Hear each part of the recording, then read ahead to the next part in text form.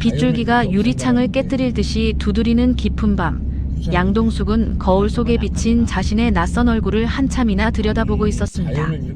그 거울 속에는 민용길이라는 이름의 감옥에 갇혀 영혼이 말라버린 여자와 공대안이라는 따뜻한 불빛 아래에서 겨우 숨을 쉬기 시작한 여자가 위태롭게 공존하고 있었는데요.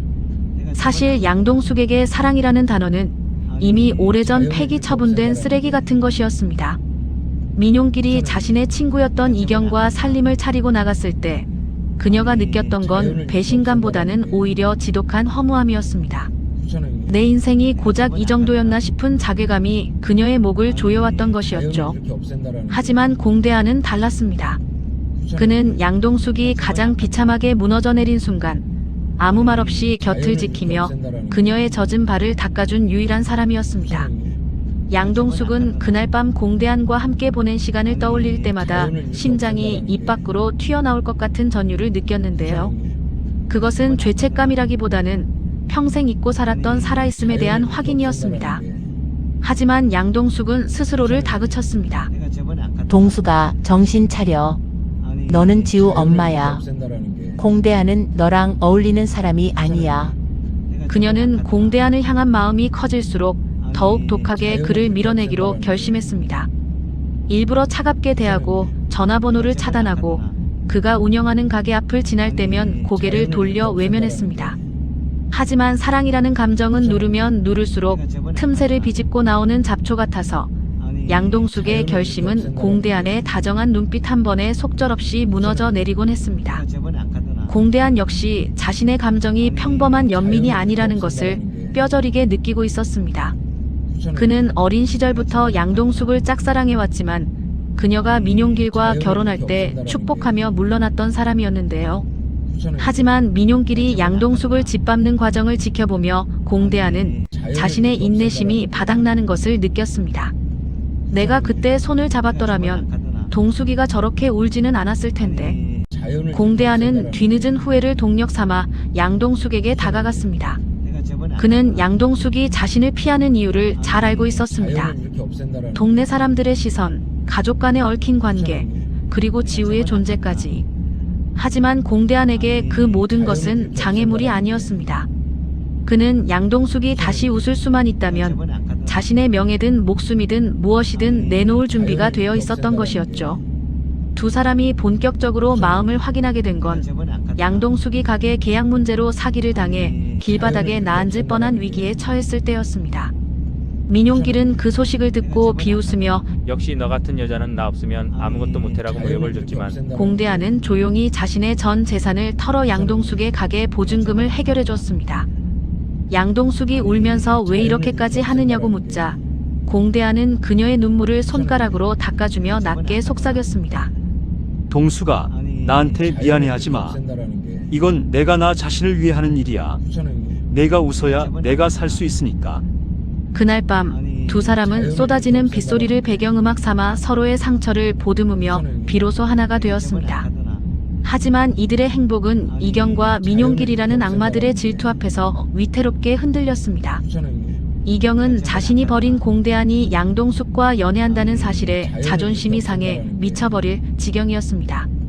내가 갖긴 싫지만 남주기는 더 싫다는 뒤틀린 소유욕이 발동한 것이었죠. 이경은 민용길을 충동질해 양동숙을 괴롭히기 시작했습니다.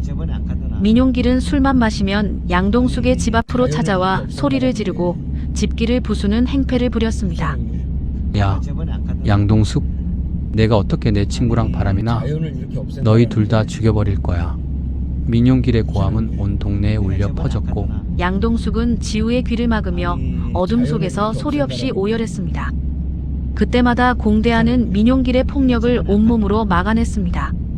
민용길이 휘두르는 주먹에 얼굴이 터지고 옷이 찢어져도 공대안은 양동숙과 지우를 등 뒤로 숨긴 채 물러서지 않았습니다. 민용길, 내가 버린 여자야. 이제는 건드리지 마. 한 번만 더 나타나면 그때는 정말 내가 너 죽인다. 공대안의 눈빛은 평소의 다정함은 온데간데 없이 살기로 가득 차 있었습니다. 민용길은 그 기세에 눌려 침을 뱉으며 물러갔지만 이경은 포기하지 않고 더 비열한 계획을 세웠습니다. 그녀는 양동숙이 운영하는 반찬 가게 음식에 고의로 이물질을 넣고 허위 제보를 하여 구청 위생과 직원들을 들이닥치게 만들었던 것이었습니다. 양동숙은 억울함에 가슴을 쳤지만 이미 동네에는 더러운 불륜녀가 하는 가게 음식은 먹을 게 못 된다는 악의적인 소문이 퍼진 뒤였습니다.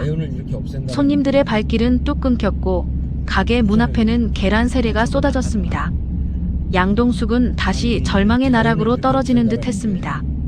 오빠 역시 우리는 안 되나 봐요. 나 때문에 오빠 인생까지 망치고 싶지 않아요. 양동숙은 공대안에게 이별을 고하며 잠적해버렸습니다. 그녀는 지우를 데리고 연고도 없는 낯선 시골 마을로 내려가 숨어 지내기로 마음먹었습니다. 하지만 공대안은 포기하지 않았습니다. 그는 전국을 이잡듯 뒤져 일주일 만에 양동숙을 찾아냈습니다. 낡은 민박집 마당에서 빨래를 널고 있던 양동숙은 공대안을 보자마자 들고 있던 바구니를 떨어뜨렸습니다. 공대안은 성큼성큼 다가가 양동숙을 으스러지도록 껴안았습니다. 어딜 도망가, 동수가. 내가 지옥으로 가면 나도 지옥으로 가. 너 없이 나 혼자 천국에 있는 게 무슨 소용이야? 두 사람은 시골 마을의 노을 아래서 서로를 붙잡고 한참을 울었습니다. 그 눈물은 고통의 눈물이 아니라 절대로 서로를 놓지 않겠다는 맹세의 눈물이었던 것이었습니다. 서울로 돌아온 공대안은 이제 수비가 아닌 공격을 선택했습니다. 그는 사설 탐정을 고용해 민용길과 이경의 뒤를 캤고 놀라운 사실을 발견했습니다. 민용길이 도박 빚을 갚기 위해 이경의 명의로 거액의 사채를 끌어다 썼고 이경은 이를 갚기 위해 자신이 다니던 회사의 공금을 횡령하고 있었다는 사실이었습니다. 공대안은 이 결정적인 증거들을 차곡차곡 수집했습니다. 그리고 운명의 날, 그는 민용길과 이경을 한 호텔 카페로 불러냈습니다. 이경은 여전히 거만한 태도로 돈이라도 줄 테니 우리 앞에서 꺼져달라고 말했지만 공대안은 조용히 횡령 증거가 담긴 서류 봉투를 테이블 위에 던졌습니다. 서류를 확인한 이경의 얼굴은 순식간에 흑빛으로 변했습니다. 이게 뭐야? 내가 어떻게 이걸? 공대안은 냉소적인 미소를 지으며 말했습니다. 내가 한 짓이야. 경찰에 넘기면 좋기 10년은 살아야 할 텐데 어때? 옆에 있던 민용길은 사채 비톡촉 서류를 보고는 자리에 주저앉아 벌벌 떨었습니다. 대안아, 친구끼리 왜 이래? 내가 잘못했어. 동숙이한테도 사과할게. 민용길의 비굴한 모습에 공대안은 역겨움을 느꼈습니다. 사과는 나한테 하는 게 아니라 너희 때문에 상처받은 동숙이와 지우한테 해야지. 하지만 그 기회도 이제 없어. 너희는 법의 심판을 받게 될 테니까. 공대안은 그 자리에서 바로 경찰에 신고를 마쳤습니다. 이경은 미친 듯이 소리를 지르며 공대안의 얼굴을 핥히려 했지만 이미 달려온 형사들에 의해 수갑이 채워졌습니다. 민용길 역시 사기 및 도박 혐의로 연행되었습니다. 두 사람이 끌려가는 뒷모습을 보며 공대안은 비로소 깊은 숨을 내뱉었습니다. 10년 묵은 체증이 내려가는 듯한 기분이었지만 마음 한구석은 여전히 씁쓸했습니다. 인간의 욕망이 얼마나 사람을 추하게 만드는지 목격했기 때문이었죠. 소식을 전해 들은 양동숙은 한동안 멍하니 창밖만 바라봤습니다. 자신을 그토록 괴롭히던 괴물들이 하루아침에 사라졌다는 사실이 믿기지 않았던 것이었습니다. 그녀는 공대안에게 전화를 걸어 오빠 고마워요. 이제 정말 끝난 거죠? 라고 물었습니다. 공대안은 부드러운 목소리로 대답했습니다. 응, 이제 끝났어. 이제부터는 우리 이야기만 쓰자. 양동숙은 그날 저녁 처음으로 악몽 없이 단잠을 잘 수 있었습니다. 꿈속에서 그녀는 공대안의 손을 잡고 꽃이 만발한 들판을 걷고 있었습니다. 시간이 흘러 양동숙의 반찬 가게는 다시 활기를 되찾았습니다. 공대안이 직접 발품을 팔아 이경의 음해를 해명하는 전단지를 돌리고 동네 사람들에게 진심으로 다가간 덕분이었습니다. 사람들은 양동숙의 정직한 맛과 공대안의 지극한 정성에 마음을 열었습니다. 이제 가게 하는 동숙씨 미안해. 우리가 오해했어라는 이웃들의 사과와 따뜻한 웃음소리로 가득 찼습니다. 양동숙은 이제 더 이상 고개를 숙이고 걷지 않았습니다. 그녀는 당당하게 자신의 삶을 꾸려나가는 CEO로 거듭났던 것이었죠. 하지만 마지막 난관이 남아 있었습니다. 바로 공대안의 어머니 나선내의 허락이었습니다. 나선내는 아들이 이혼녀와 그것도 풍파가 심했던 양동숙과 만나는 것을 완강히 반대해 왔습니다. 대안아, 내가 아깝다. 세상에 여자가 얼마나 많은데 하필이면. 나선내는 단식 투쟁까지 하며 두 사람의 사이를 갈라놓으려 했습니다. 양동숙은 무작정 나선내의 집으로 찾아갔습니다. 그녀는 매일 아침 나선내를 위해 정성 어린 죽을 쏘어 문 앞에 두고 집 안팎을 청소하며 진심을 보였습니다. 나선내는 처음엔 이런다고 내 마음이 바뀔 줄 아느냐며 문전박대했지만 비가 오나 눈이 오나 대문 앞을 지키는 양동숙의 모습에 조금씩 마음의 빗장을 풀었습니다. 어느 날 갑자기 쓰러진 나선내를 발견하고 병원까지 등에 업고 뛴 것도 양동숙이었습니다. 병실에서 깨어난 나선내는 자신의 손을 꼭 잡고 밤새 기도를 드린 양동숙의 초췌한 얼굴을 보고는 결국 눈물을 흘렸습니다. 동수가 미안하다. 내가 내 자식 귀한 줄만 알고 내 아픔은 못 봤구나. 나선내는 양동숙을 며느리로 받아들였고 두 여자는 부둥켜 안고 한참을 울었습니다. 결혼식은 소박하지만 아름답게 치러졌습니다. 하얀 드레스를 입은 양동숙은 세상에서 가장 아름다운 신부였고 턱시도를 입은 공대안은 세상에서 가장 행복한 신랑이었습니다. 지우는 예쁜 화동이 되어 두 사람의 앞길에 꽃가루를 뿌려주었습니다. 결혼식장 한쪽에는 나선내와 양동숙의 부모님이 나란히 앉아 흐뭇한 미소를 짓고 있었습니다. 모든 시련을 이겨낸 두 사람의 입맞춤의 하객들은 아낌없는 박수를 보냈습니다. 결혼 후 공대안과 양동숙은 지우와 함께 행복한 가정을 꾸렸습니다. 공대안은 지우를 친아들보다 더 지극정성으로 키웠고 지우 역시 공대안을 아빠라고 부르며 따랐습니다. 민용길은 감옥에서 출소한 뒤 폐인이 되어 거리를 전전하다는 소문이 들려왔지만 양동숙은 이제 그 소식조차 궁금하지 않았습니다. 그녀의 세계는 이제 공대안과 지우 그리고 따뜻한 이웃들로만 득실거렸으니까요. 두 사람은 주말이면 근처 공원으로 나들이를 나갔습니다. 벤치에 앉아 지우가 뛰어노는 모습을 보며 양동숙은 공대안의 어깨에 머리를 기댔습니다. 오빠, 나 가끔 무서워요. 이 모든 게 꿈일까봐. 공대안은 그녀의 손을 꼭 쥐며 대답했습니다. 꿈 아니야, 동수가. 이건 내가 그동안 잘 견뎌온 시간에 대한 보상이야. 앞으로는 내가 내 눈에서 눈물 한 방울도 안 나오게 할게. 그 말은 공대안이 양동숙에게 바치는 영원한 맹세였습니다. 그런데 어느 날 양동숙에게 의문의 편지 한 통이 도착했습니다. 편지 안에는 낡은 사진 한 장과 짧은 메모가 적혀 있었습니다. 사진 속에는 어린 시절의 양동숙과 공대안, 그리고 낯선 중년 남성이 환하게 웃고 있었습니다. 메모에는 대안이가 내게 말하지 못한 진실이 있다. 숲속 오두막으로 와라라고 적혀 있었습니다. 양동숙은 가슴이 철렁 내려앉았습니다. 공대안이 숨기고 있는 비밀은 무엇일까요? 혹시 그들의 행복을 다시 깨뜨릴 또 다른 폭풍의 전조일까요? 양동숙은 공대안에게 알리지 않고 혼자 숲속 오두막을 찾아갔습니다. 그곳에서 그녀를 기다리고 있던 사람은 놀랍게도 죽은 줄로만 알았던 공대안의 친아버지였습니다.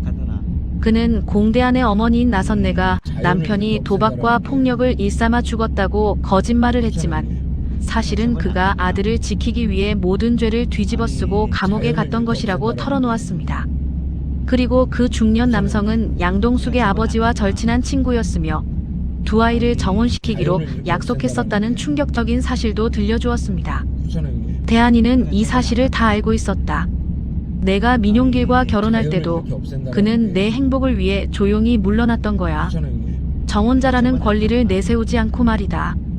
양동숙은 공대안의 깊은 사랑에 다시 한번 가슴이 저려왔습니다. 공대안은 그녀를 지키기 위해 자신의 신분과 과거, 그리고 가문의 비밀까지 모두 가슴 속에 묻어두었던 것이었습니다. 오두막을 내려오는 길, 양동숙은 멀리서 자신을 찾으러 달려오는 공대안을 발견했습니다.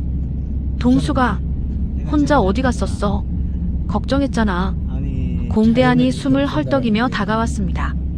양동숙은 아무 말 없이 그를 껴안았습니다. 오빠, 다 들었어요. 정혼자였다면서요? 왜 말 안 했어요? 공대하는 잠시 당황한 듯했지만 곧 부드럽게 웃으며 대답했습니다. 그게 무슨 상관이야?